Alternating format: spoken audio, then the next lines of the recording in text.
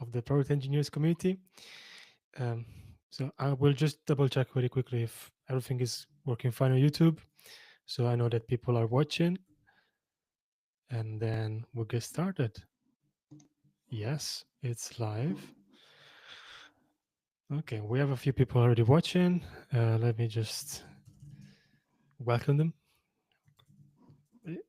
So there is a chat on YouTube where everyone can just um, write their thoughts and asking questions. And at the end of this episode, then there's gonna be like a Q&A session. So I'm gonna I'm gonna read them, and we can discuss them with Martin. Cool, cool. Yeah, let's get started. Welcome, Martin. It's great to have you here. Thank you. Thank you. It's good to be here. Yeah, cool. Yeah, so Martin is the VP of Engineering at Zen Educate. It's a British startup that is tackling the global challenge of education staffing to improve outcomes for children everywhere. Did I miss anything? No, Is it a no, good that's good. description? Yeah, yeah. Cool, cool. Yeah. So Martin, before getting into the heart of this conversation, could you share with us like how was your your word, your software development um, were before, let's say, getting enlightened about this new way of working that is product engineering? Yeah. I guess it's kind of an interesting journey as well, because in a way it's full circle for me. So I started my career in the film industry, and in the Hmm. film industry, particularly in visual effects, we were using technology to solve a lot of novel problems within that industry, and a lot of it was about putting big scary monsters up on screen, but there were also things to do with like how do you manage this amount of data, how do you manage it around the world, and that was the area that I found myself in, which was something today would be called pipeline, but it's very much how do you track and manage different versions of creative work and really sort of build technology that feels natural to artists in a creative endeavor. And we didn't have product managers and designers and the sort of PED setup that you might expect today. So a lot of it was on software developers, engineers to sort of figure these things out. So I kind of started almost naturally in that, go talk to people, understand the problems that they have, and then sort of slowly try to build a solution from there. But I was also very, very sort of keen on the tech, let's say. And so, for a long time, you're kind of talking to people, but you kind of have an idea, that's something that you want to do. Maybe it's a cool piece of technology that you've seen. And so you fall into the trap of what a lot of people end up doing, which is I have a solution. I'm going to go look for a problem to fit it to. And so that was very much like in those early days of my career, perhaps looking a little bit too much at the tech before the problem. And as I matured in that industry, sort of got better at that. But I would say when I really found the place that gave me the language and the understanding was when I joined a company called Intercom, and who are very sort of known for being product led as a company. And sort of they gave me a lot of the mechanics, but also the way of thinking and partnering with other disciplines. And so that's what I sort of carried forwards from that point on. Cool, cool. So before intercom, how would like a typical process or developing like a product would look like? It varied from place to place. I think a lot of the time it would be very much like people asking for things. So you might chat to you've got a supervisor on a film, and they've got a team, and that team needs something within the product or that you're building, and so they would ask for it. They'd say, I want a button here that does this. And you would go and build a button there that did that. And over time, you would end up with quite an unwieldy sort of product that had all these buttons that did all these things, and it become complex to use, but also complex to manage and maintain. And then you might react to that over time by saying, "Hey, I've got all this. Can I abstract it? Can I simplify it?" And that would usually take you down the path of the configuration engine. It's like Can I make Mhm. everything configurable all the time so that they stop asking me to add the button? They can kind of add the button themselves. And then eventually you might say, actually, there's a whole area of this problem that I can figure out a very particular solution, a niche solution for, and build a product to solve that niche. And I think what was interesting about my sort of experience, particularly in the film industry, is there were definitely times where having a piece of product with lots and lots of controls on the page, which is like the big no-no, today, I would say, was absolutely the right solution. And so that's something I remember as well as it's always the right level of complexity for the user and the use case to solve their problem. And actually, in that case, hiding all those things away would have been a disaster.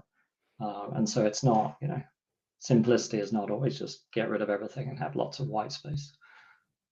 Mhm. Cool. So, what was the thing that really frustrated you the most about not working in like in a product-led way?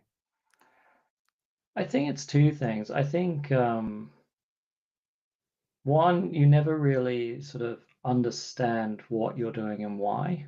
You're sort of it's just an endless sea of requests, and I think as humans, there's a lot of psychology books around, mastery, purpose, and things like this. But I think that's part of it. I think eventually the new tech becomes mundane. The chasing new tech becomes a bit less of a dopamine hit. And so you start to sort of think, well, where else am I getting my fulfillment? And if you're just sort of someone gives you a request and you implement it, it's kind of boring, I think, for me. And Hmm. so that ultimately becomes frustrating. And where you also see a lot of frustration is, of course, the people that you're talking to don't all agree. Particularly sort of maybe if you're working and you have multiple senior stakeholders who all have an opinion over how things should work. And you become the point at which all that tension meets and has to resolve. And so, you're constantly sort of on the back foot and not sure what you're doing and why. And are you following their request or that they want this? And I think that's very draining to a person. So not only are you not getting that sort of fulfillment in understanding, but you're also getting torn in lots of different ways, and you don't have an opinion. And so I think that's the main frustration from it. It's not being able to sort of see the impact of your work, but also being torn in many different directions, trying to satisfy too many people. Yeah, yeah. The word impact is a word that I hear over and over from software engineers nowadays, and the ones that are not satisfied with their job are the ones that they don't have impact. So it's something that I'm hearing over and over. So I think it's quite important. And as you were saying, it really touches in our human nature of we want to be doing something that is important, helping people. So, and I can relate with that myself. So you then join Intercom and you get exposed to this new way of working.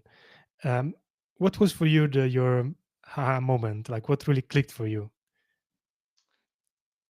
I think there were a few things, and I think what was interesting was the aha moment being more finding common ground, common people.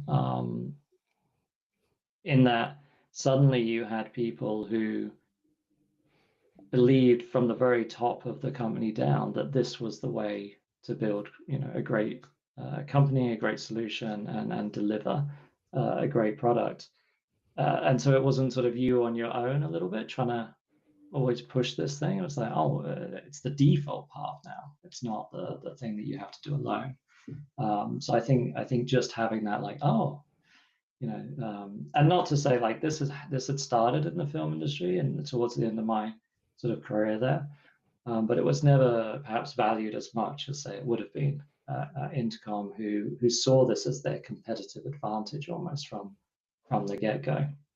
And then along with that, were these other people that you could leverage that I hadn't had access to before. So product managers and designers and researchers and specialists in these areas that could help accelerate you. So when it's very hard to be great at everything, right? So if you're there as an engineer and as a product engineer, you care about the experience and all, but you just might not have the skill or the time to go deep in those areas or to cover as much ground. So having these other people that you could suddenly pull on and leverage was really great. And I think that's shaped a lot of how I like to operate today with teams as well. And at the moment with AI, there's a load of discussion going on of like, do you need these roles or do you need that role? Should everyone do everything again?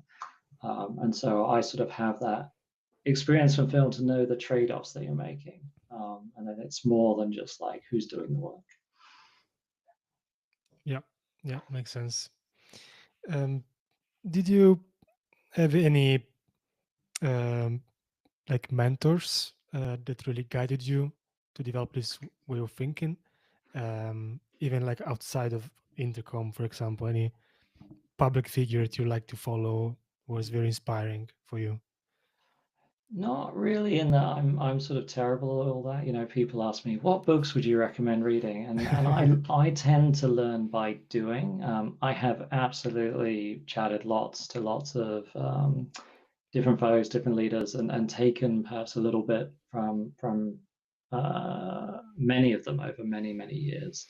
Um, and sometimes it's not even the sort of people that you maybe are looking up to as, oh, they're doing a great job, it seems, but it's the impacts that resonate throughout the years. So it's actually the people who've contacted me years later and sort of said, oh, this thing that you did that made a real difference to me. And you're like, oh, okay, I want to keep doing that. I want to have that.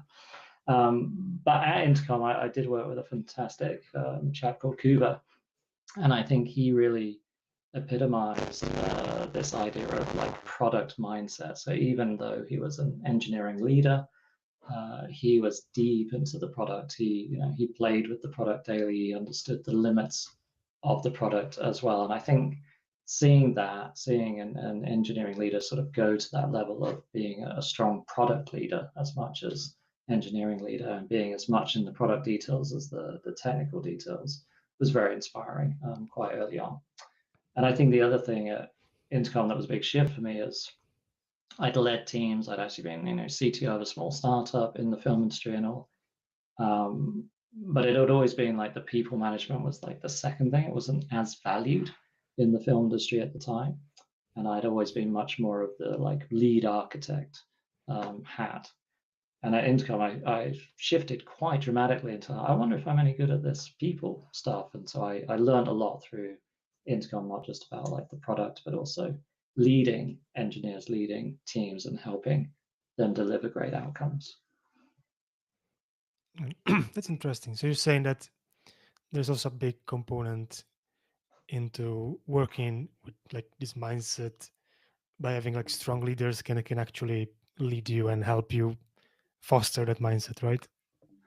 Yeah, because I think there are definitely times that you can sort of fly solo, and perhaps as a product engineer, like that mindset is almost, you should be able to do just about all of it end to end in terms of solving a problem and delivering a solution.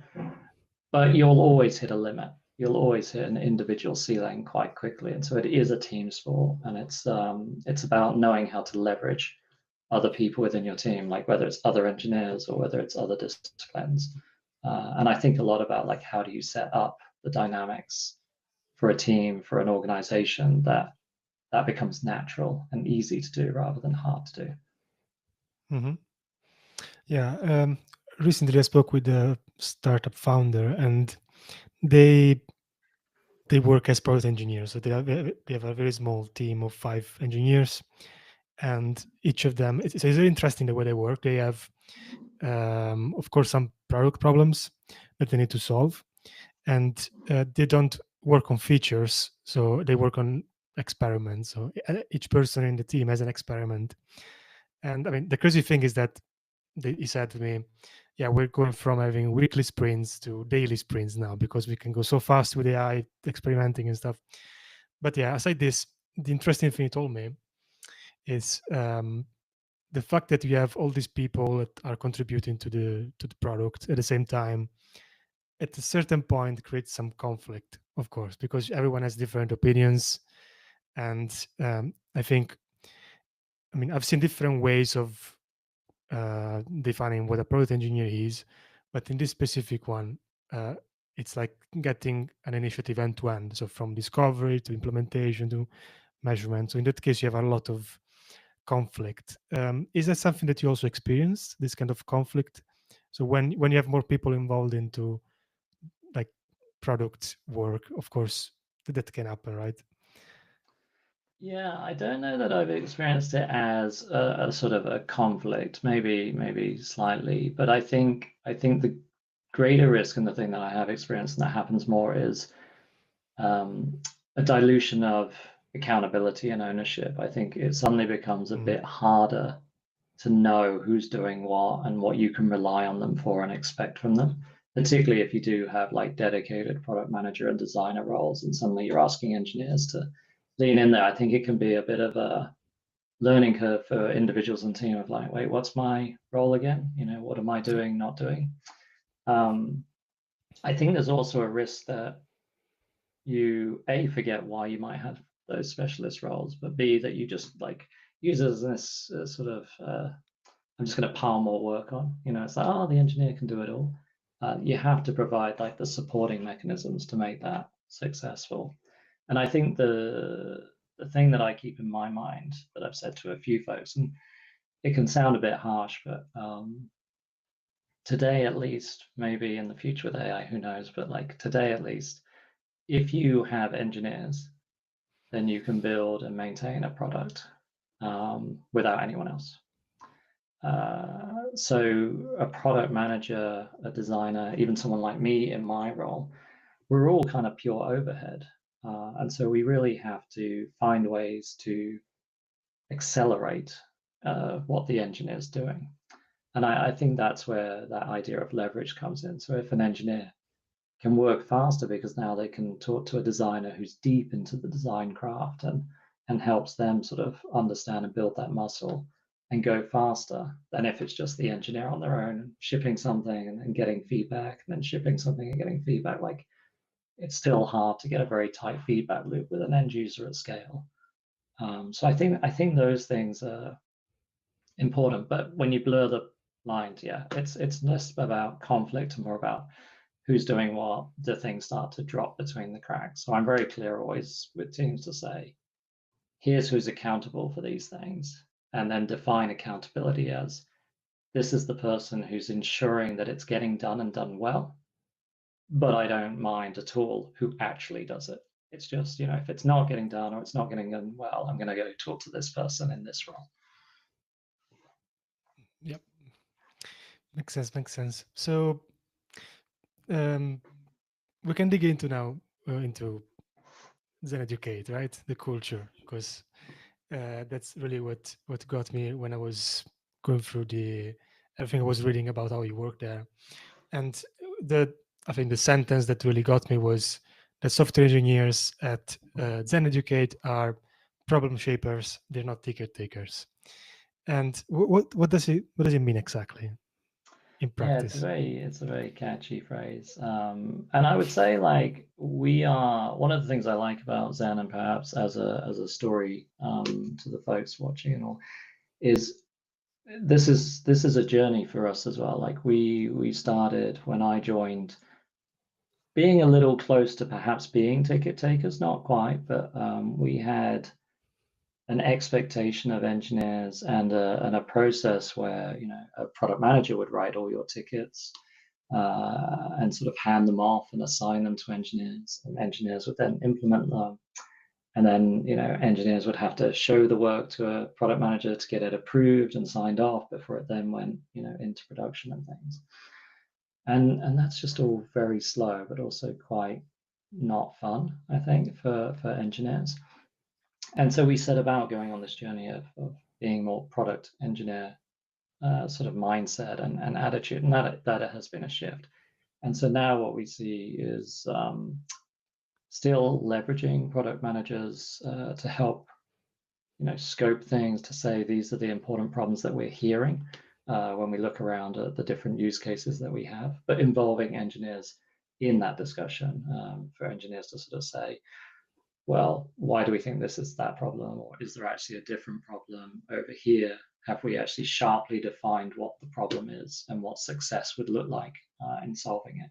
And similarly at the design stage as well, where a designer might be ideating on what it's actually going to look like as a solution.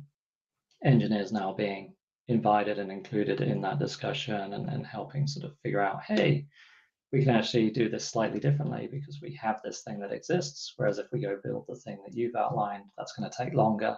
That's going to delay getting the value into users' hands. It's going to delay us learning. And so very much involving them. So we still got today quite a linear process, I would say, where there's a sort of problem definition and scoping, there's a solution ideation and definement, there's a technical sort of assessment of what we need to do or change at an architectural level to make this work, and then an implementation and rollout phase.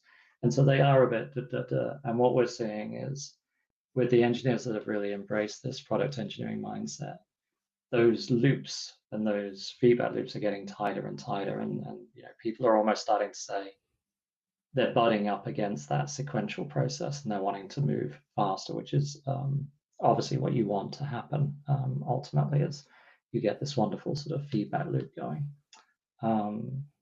There are also extreme cases.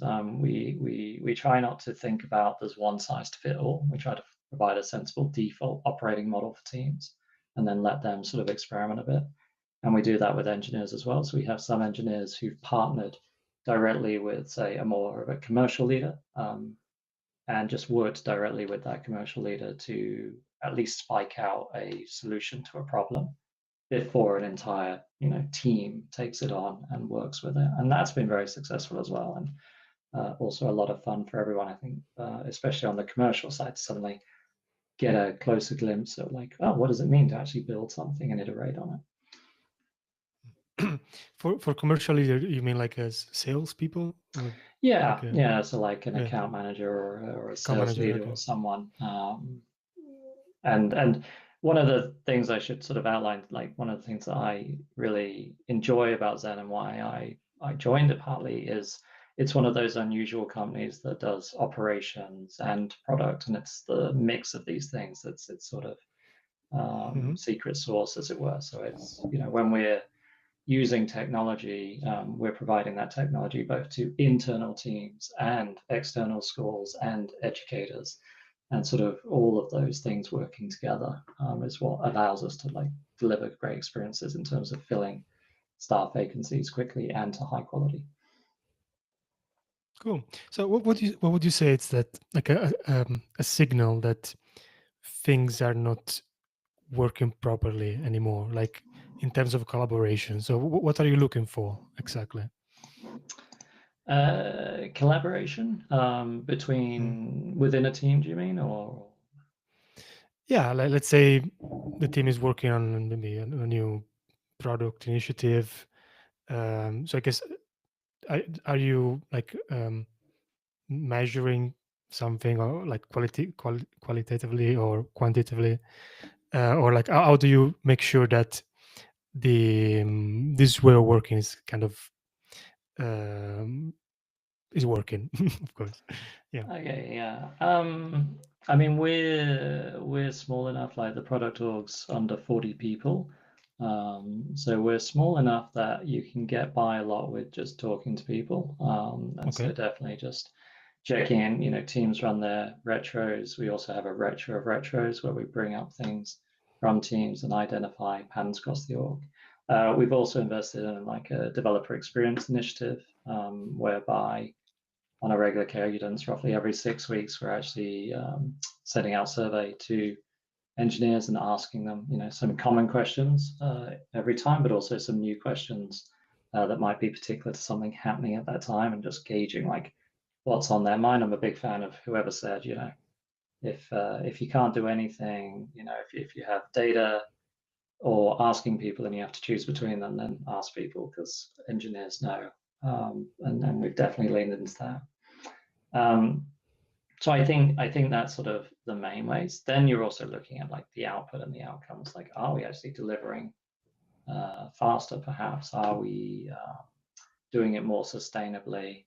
So we track the sort of the quality of the work, how many issues are being reported when we release things, and all, how quick are we to address those, and also sort of the sustainability or the efficiency of that. But yeah, a lot of it's just talking to people, listening to people, and then picking up on signals and chasing them down, and sort of more often than not in my role. Not very sort of obvious, but someone needs to do it kind of thing. If sometimes it's just getting people to talk, but we don't really have too much around that. I'd say a lot of the time, the challenges are always like dealing with the whirlwind day to day of things going on and sort of staying the course on focus, which I think is the main thing that a product-led sort of team needs in order to be successful, is that focus. Because without it, you end up with, maybe you have a team of 6 engineers and a product manager and designer, but if every engineer is working on an entirely different problem, then in my mind you don't have a team. Like, you just have a bunch of people who sit together. Yeah. So how are the teams structured so that this collaboration can be productive? So we've sort of gone like the classic stream-aligned teams, where we've tried to identify a clear end user that team can revolve around. So for us, there's an educator who's using predominantly our mobile app to find work and sort of upload their preferences. There's a schools team that's looking after the school experience and how they sort of put roles out there and find the right educators. There's a marketplace team, which is like the intersection of those two, which is a bit funky. That's like serving two different users simultaneously, but really the user is about like, how do you actually match effectively across these? And then we have what we call internal tools team today, which is very much geared to that operations sort of side of the business. How do we help them deliver a great experience? So if a school's phoning up an account manager, how can we make that account manager more effective and more like up to speed on what's going on in that school, so that they can help and provide adequate support and relationship to that. And that's very much about helping humans do what humans are great at, by taking away some of the sort of more admin-y stuff that they might be responsible for. And then we have a very small team off to the side, which is the sort of enabling team. That's the one focused on the developer experience, focused on things like, can we improve sort of how fast our CI is running? Because maybe that's identified as something that's slowing us down. Cool. So let's think about the a typical week for one of the engineers at Zen Educate. How would it look like?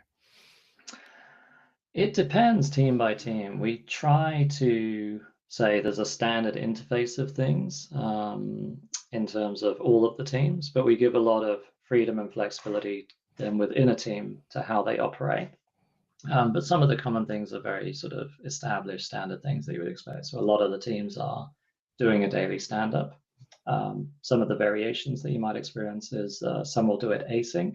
So it'll be sort of post on Slack, where some will get together on a call.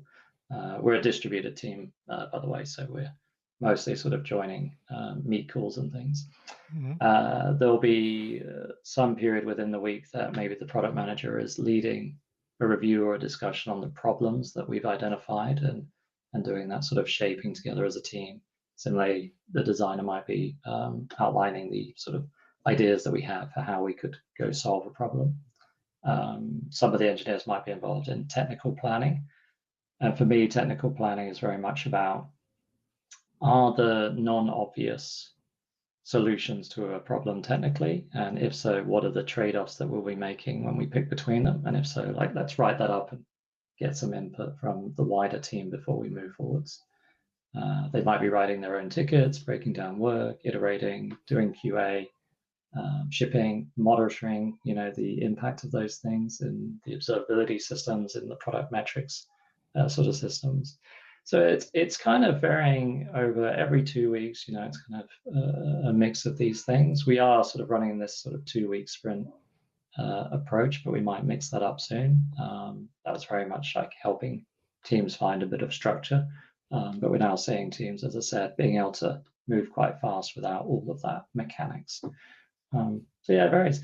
And then, it's where's your curiosity take you? I'm a very big fan of trying not to create too many small boxes for engineers. So we have some engineers that are very interested in design, and so they've been leaning into the design system and helping evolve that and things like that. Cool. So I like to kind of understand how different companies are implementing like the product engineering approach. And so, for what I understand, Zen Educate. So the problem shaper means that engineers are involved in shaping the problem with the product manager and the designers all together. So they are, let's say, they're all shaping the problem all together, right? Yes, I mean there are definitely, so there's no blocker around as an engineer actually saying, hey, I've identified the problem and bringing it to the team. But from a sort of sheer who's got the muscle, who's got the time and the focus, it's predominantly coming from the product manager, the sort of source of those things. But again, we're not putting a restriction on that. So yes, mostly engineers are contributing to the discussion and shaping in that way. But there are a few engineers who might also be saying, actually, I see the problem here and I'm going to bring it to the team. Cool. It makes me think about this new. I mean, it's not a new concept, but I'm reading out about the product builder trend. It's like I think it was out of an article from Marty Kagan, and so like everyone is becoming a product builder now, but they're just bringing different expertise from different point of views. So designers are product builders, but with their skills, and engineers the same, PMs the same. So yeah, it's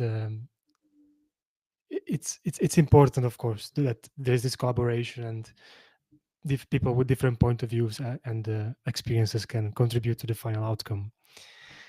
Yeah, like for me, because I've thought about this a lot and all, and I think there's no like nice one line description, but the one line description that I sort of hold in my head for what it means to be a product engineer is, it's someone who loves solving real problems for users and just happens to be skilled at leveraging technology to do that. As opposed to, a more traditional engineer might be more focused on the technical side. I think a product engineer is first and foremost focused on, there's a problem to solve. How do I solve it? More often than not, I'll solve it with technology, but sometimes I won't. I think the mark of a product engineer is someone who solves a problem sometimes by not building anything. Um, Yeah, the best line of code is the one you don't write, right? yeah. Yeah. So I was thinking about how do you handle handoffs, like flexible, because I can imagine maybe a designer has to create the user experience at a certain point, just stop and doing it, and then the engineer has to implement it.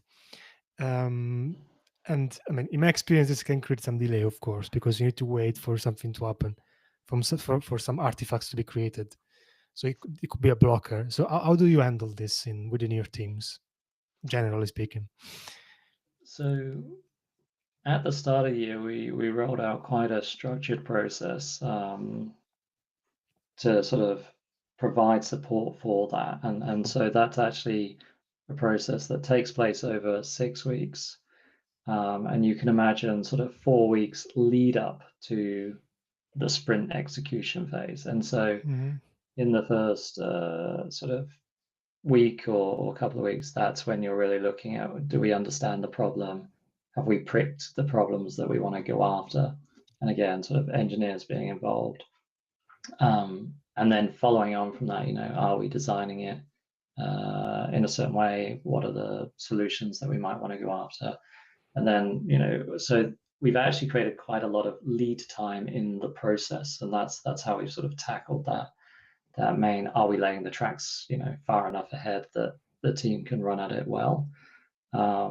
As teams have got more effective at working together, like they can shorten those lead times. But where we've seen sort of some of, you mentioned tension, where we've seen some of the tension in the past is if those things get too compressed, if the sort of problem document, is sort of landed on people, it's like, and we should start building it in 2 days' time or tomorrow or something, like, then it's starting to break down a little bit. So it's always trying to find that sweet spot of how do you get far enough ahead that you're giving people time to think and take things in and comment and give response, but not so far ahead that you're like, oh, we decided everything here and then we forgot all about it and the world changed. And so when we actually go to build it, we're out of date.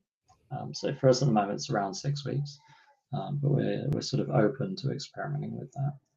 And then handoffs, again, it's relationships. We try to build these teams that are cross-functional, so product manager, designer, engineering, engineers and sort of tech lead managers are the indivisible unit of a team, and they're all working and collaborating closely. So how they do handoffs, again, varies within the team. Sometimes an engineer might just sit with a designer and rapidly iterate while they're talking. Other times, a designer might, produce a detailed, Figma design or a lovable app or something to show what they're thinking and communicate that way.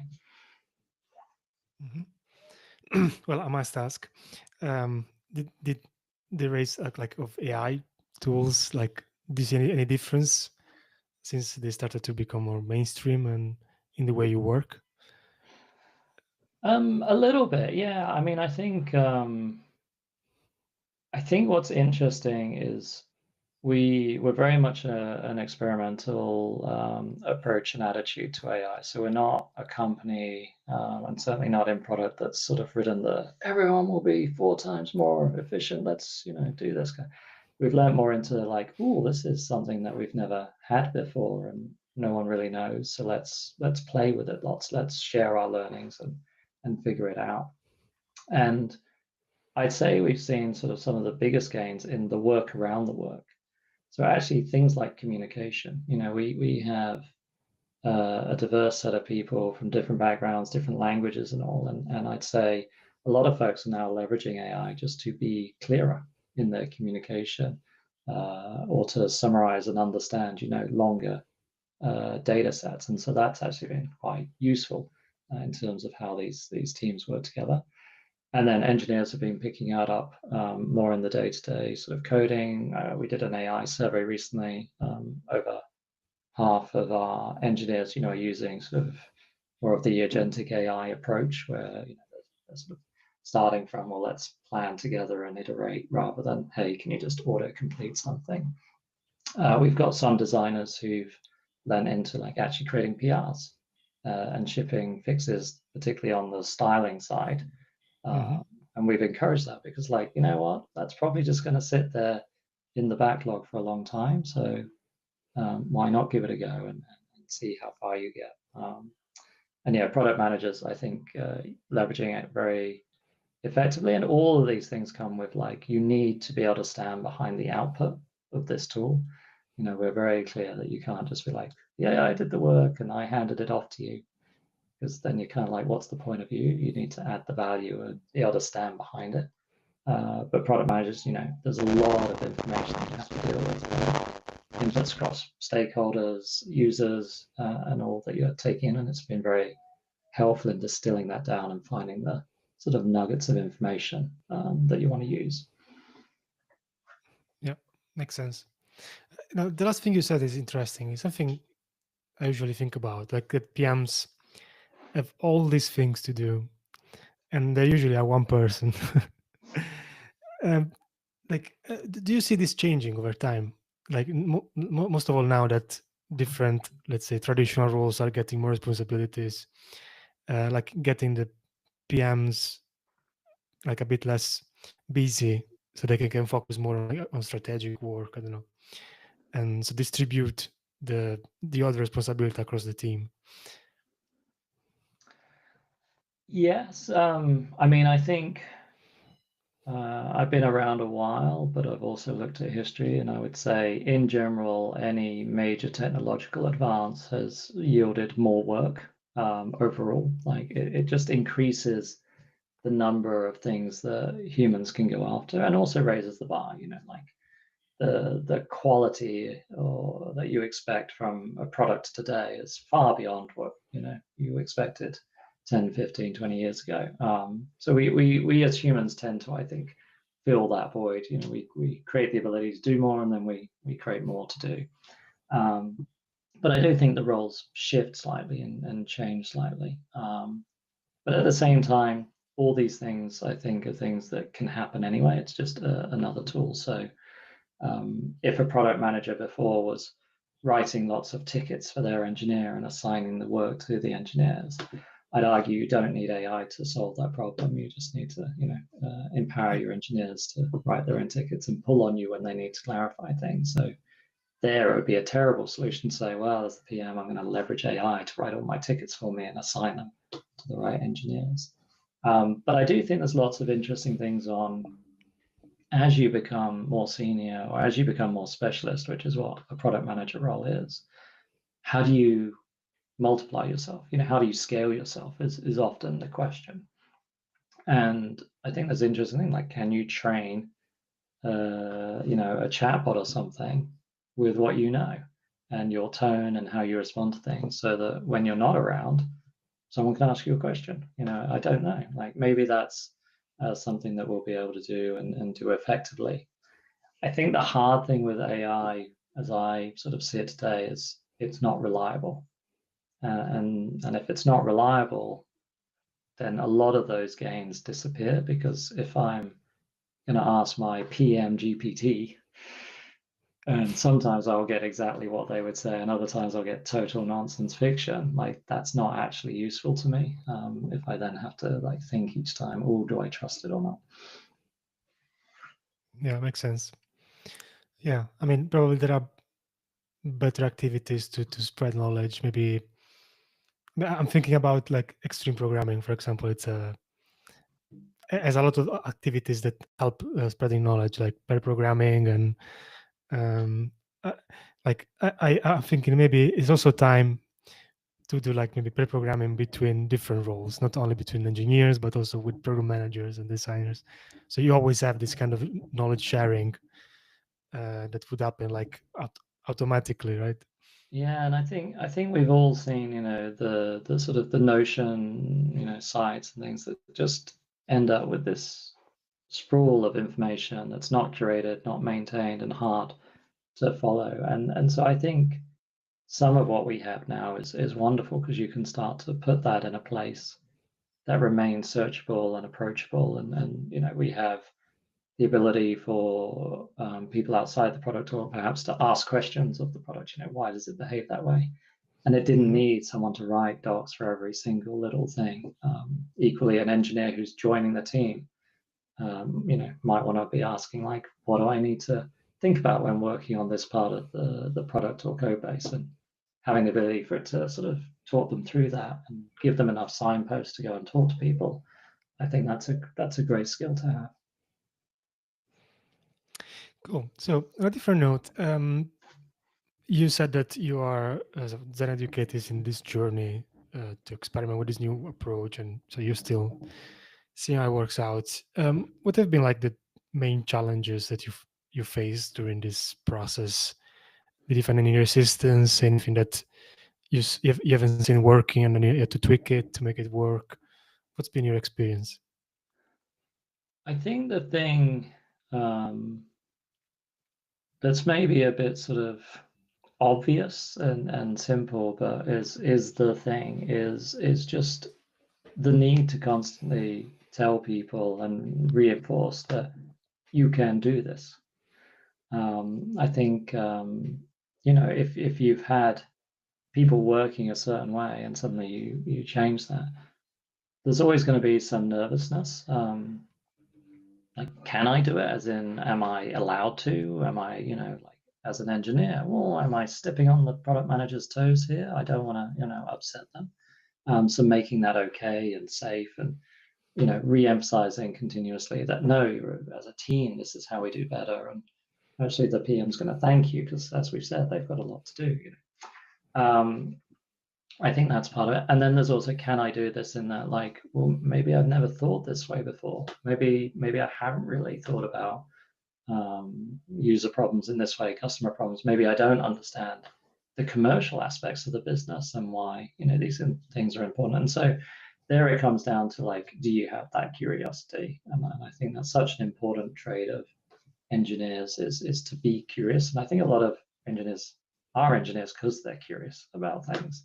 And so it's about leveraging that as well. I mean, like, it's okay to not know. It's okay to get it wrong. If we're giving you the ability to have more influence, to more impact, we're not also expecting you to nail it first time. It's a journey, and we want to support that. I think those are the things that we've had to sort of repeat time and time again, and it's taken, for some people, it's like you say these things, and they're like, "Thank goodness, I've been waiting for this. Let's go." And then other people, it's it's a couple of months at least of just sort of showing that this is great and this is how it works and it's safe and you can do it, and re-emphasizing that.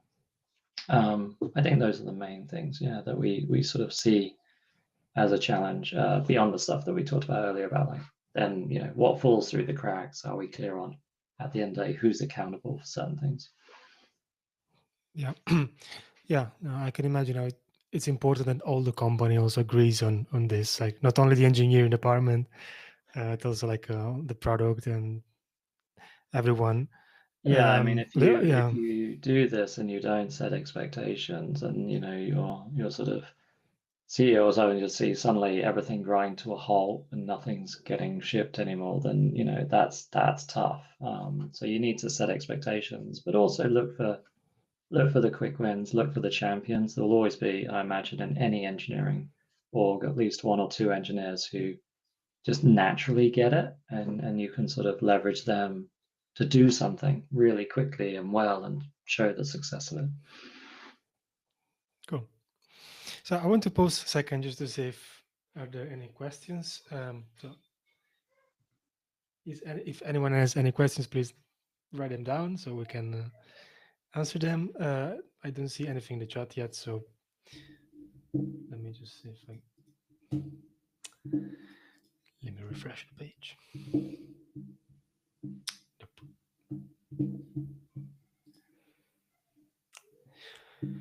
Okay, so if anything pops up, I'll pick it up later. Yeah. How do you see this approach scaling as a company grows? Because I think when a company is smaller, it's easier, as also as you were saying, because people can talk to each other, and it's a bit easier to have like a bird eye view um around like around everyone and everything. But as company grows, so they have like a lot of teams and maybe even different kind of sub products and everything. How do you see this working at scale? I think as with anything, like, it works if it remains important to you and you do the work and you focus on it and you put the effort in. I think anyone, I'm under no illusion if we sort of say, hey, it's all great now, and you take your hands off the wheel and you just assume, well, I've got the culture now and it will stay, forever. That doesn't work. You have to sort of work at it every day in how you show up, how others show up, what you recognize and reward even, and start to bake it into some of the other mechanics within the system, like performance reviews and things. But I think if you have that kernel from the start, and you sort of leverage that as you grow. So you might say, well, I've got these people who really are my champions for this approach.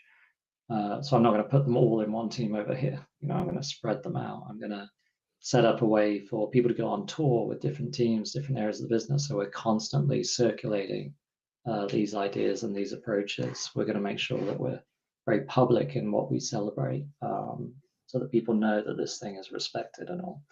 And then, that's sort of all the downward side within the team. And obviously, you have to continue to work up and out as well to make sure that the rest of the business understands why this is the right approach, why this is actually a competitive advantage for the business and not just something we like to do, and how customers are delighted and, singing praises about the fact that you fix an issue for them, within hours, not months, or things like that. So it's just constant effort. It's being very clear. I think writing things down. I've taken time to like write down what does engineering excellence at Zen look like, and sort of making sure that people can refer to that, and then keeping that updated. Maybe that changes over time. Maybe we start to value different things over time, making sure that that's always a durable piece of information that people can go to. And I think there's like, as you scale, it's the messy middle bit that's the dangerous bit. I think when you get to a certain scale, you just have lots of smaller companies again. So you're just sort of copying and pasting across those. But it's that messy bit where it's like not quite big enough to have groups that can maintain this culture themselves within the group as a unit, but also bigger than, hey, you can go and talk to every engineer regularly and sort of help set this thing. So yeah, I think how you hire, what you value, what you recognize and reward, and how clear it is to people what you even mean, what the expectations are. Yep. So before wrapping up, could you share maybe with someone that wants maybe to start implementing this in their company, like one to three practical steps that they should take? What are the first things that they should start doing? I mean, I think obviously it depends as well who you are. It's easier for me as a VP of engineering perhaps to say, hey, I want to change how engineering Let's works. suppose for people in tech leadership. So of Yeah, course it's easier. Otherwise it's a I very think I think difficult mission.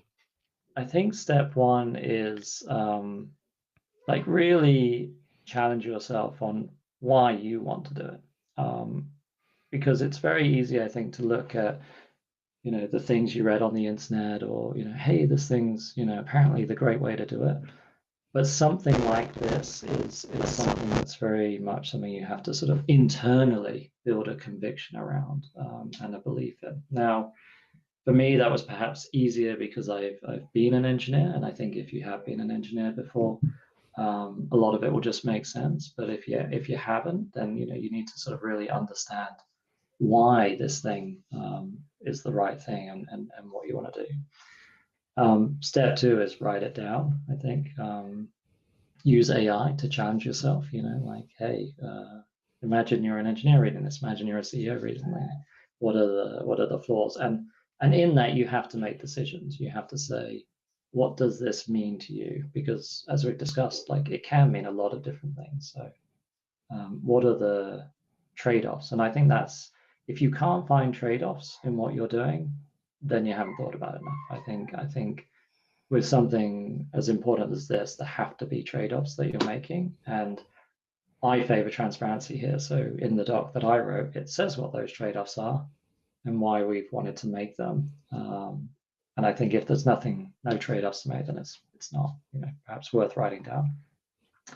And then the third is, all of that up to that point is just a good idea and a nice doc.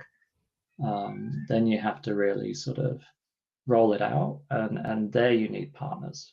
And so you have to find the engineers that are excited about this, that you can sort of back and amplify, so that when they put themselves out there and go and do the thing that you want, you're right there sort of celebrating it, recognizing it, calling it out, and things like that.